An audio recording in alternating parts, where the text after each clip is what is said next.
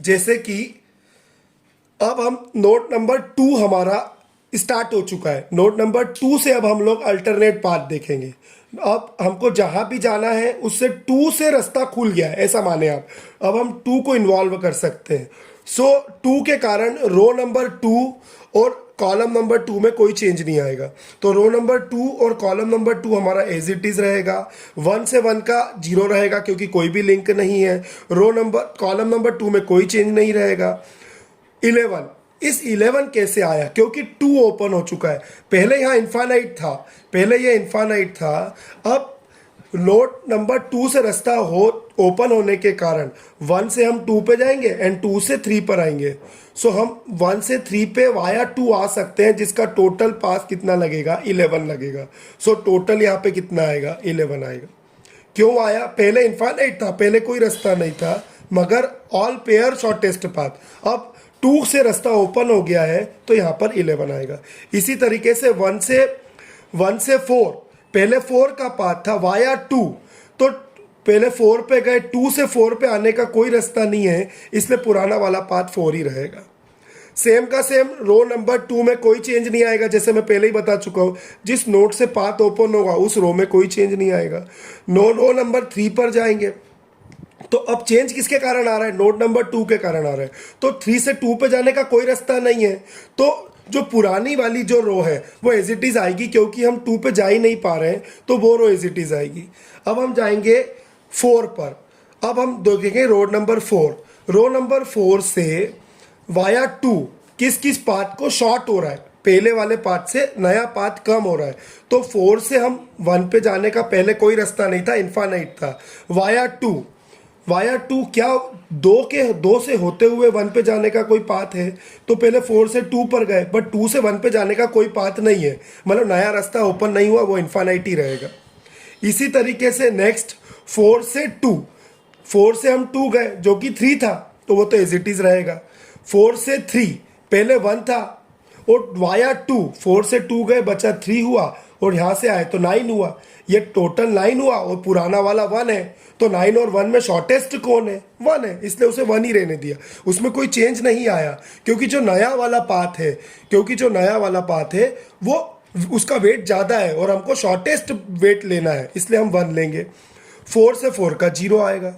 तो हमारा केवल चेंज कहाँ पर आया? 11 पर आया। केवल चेंज 11 पर आया। किस नोड के कारण आया? नोड नंबर 2 के कारण आया। तो यहाँ पे इस 11 के प्लेस पर यहाँ पे 2 लिखेंगे, जो कि पाई 1 में यहाँ पर नील था, अब यहाँ पर 2 आ चुका है। एक एक करके अब हमारा पाथ 1 से भी ओपन हो चुका है, 2 से भी ओपन हो चुका है। अब हमारा पाथ ओपन होगा नोड नंबर 3 से। नोड नंबर 3 से पाथ ओपन होने के कारण अब हम रो नंबर 3 और कॉलम नंबर 3 में कोई चेंज नहीं आएगा। रो नंबर 3 और कॉलम नंबर 3 में कोई चेंज नहीं आएगा। क्या 3 से होते हुए 1 से 1 का 0, 3 से 2 का, 1 से 2 का वाया 3, 1 से 2 का पाथ वाया 3, तो 3 से 2 का कोई रास्ता ही नहीं है, तो 1 से 3 पे हम जा ही नहीं पा रहे हैं, इसलिए 1 वाली रो में कोई चेंज नहीं आएगा। क्यों नहीं चेंज आएगा? क्योंकि 1 से हम 3 पर जा ही नहीं पा रहे हैं, इसलिए 1 वाली रो में कोई चेंज नहीं आएगा। फिर हम देखेंगे 2 वाली रो में, 2 से 3 पर जा पा रहे हैं, तो वाया 3 किस किस पाथ में चेंज आ रहा है?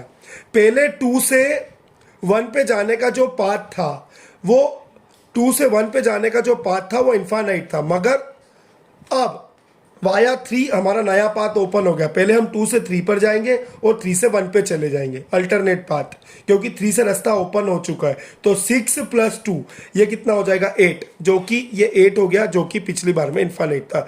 ये हमारा नया रास्ता ओपन हो गया। इसी तरीके से 2 से 3 का वो तो 6 ही रहेगा। इसी तरीके से 2 से 4 का पहले कोई पाथ नहीं था, वाया 3। अब यहाँ पे नोट करने वाली बात, हमारा रास्ता 1, 2 और 3 तीनों से ओपन हो चुका है। हमारा पाथ 1, 2 और 3 से हम तीनों से ओपन हो चुका है, तो हम पहले 2 से 3 पर जाएंगे, 3 से 1 पे जाएंगे, क्योंकि 1 से भी रास्ता खुल चुका है। तो 2 से यहाँ गए, यहाँ से 1 पर गए, 1 से 4 पर आ गए, तो टोटल कितना हुआ? 6 + 2 8, 8 + 4 12, वाया 3 and 1। सो कितना पाथ हुआ अब हमारा यहाँ पर? 12। पहले 2 से 4 पे जाने का कोई पाथ नहीं था, इन्फानाइट था। अब वाया 3, अब हमारा एक नया रास्ता ओपन हो चुका है, 6 + 2 + 4 लेट्स यू 12। इसी तरीके से रो नंबर 3 में कोई चेंज नहीं आएगा। रो नंबर 4 से 3 पर जा सकते हैं, इसलिए चेंजेस आएंगे।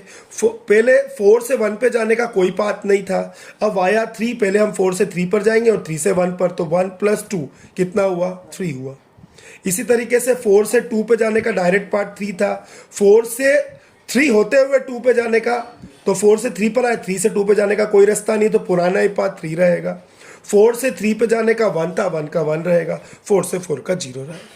तो हमारा चेंज कहाँ पर आए, 8 और 12 पर आए। किस नोड के कारण आए, नोड नंबर 3 के कारण आए। तो हमने यहाँ पर तो 3 लिखा, बट यहाँ 1 रहने दिया, क्योंकि यहाँ पर हम 3 के हेल्प से तो गए, मगर हमको 1 के थ्रू गए, इसलिए यहाँ पर 1 ही रहा। नेक्स्ट स्टेज में हम नोड नंबर 4 से पाथ ओपन होगा, तो रो नंबर 4 और कॉलम नंबर 4 में, रो नंबर 4 और कॉलम नंबर 4 में कोई चेंज नहीं आएगा। एंड 1 से 1 पे जाने का 0, 1 से 2 पे जाने का पहले 5 था, वाया 4, 1 से 2 पे जाने का वाया 4, कोई शॉर्टेस्ट पाथ है क्या, तो 4 + 3 7, वाया 4 + 3 7, और पुराना वाला 5 है, तो शॉर्टेस्ट 5 है, इसलिए 5 ही रहने दिया।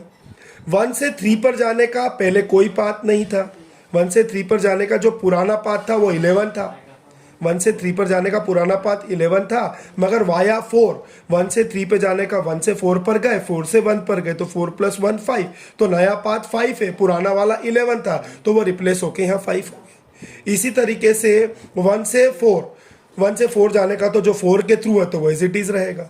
Same the process is repeated for 2 से 4 जाने का कोई रास्ता नहीं है, 2 से 4 जाने का कोई रास्ता है ही नहीं, तो 2 वाली रो एज इट इज रहेगी। 3 से 4 जाने का कोई रास्ता नहीं है, इसलिए 3 वाली रो भी एज इट इज रहेगी, और 4 वाली रो तो हम पहले ही बोल चुके हैं एज इट इज रहेगी। सो हमारा केवल 1 चेंजेस आया, 5 वाला। किस नोड के कारण आया, नोड नंबर 4 के कारण आया, तो यहाँ पे पाथ मैट्रिक्स में 4 आ जाएगा। And that's the answer for the given question, all pair shortest path algorithm. Okay my dear student.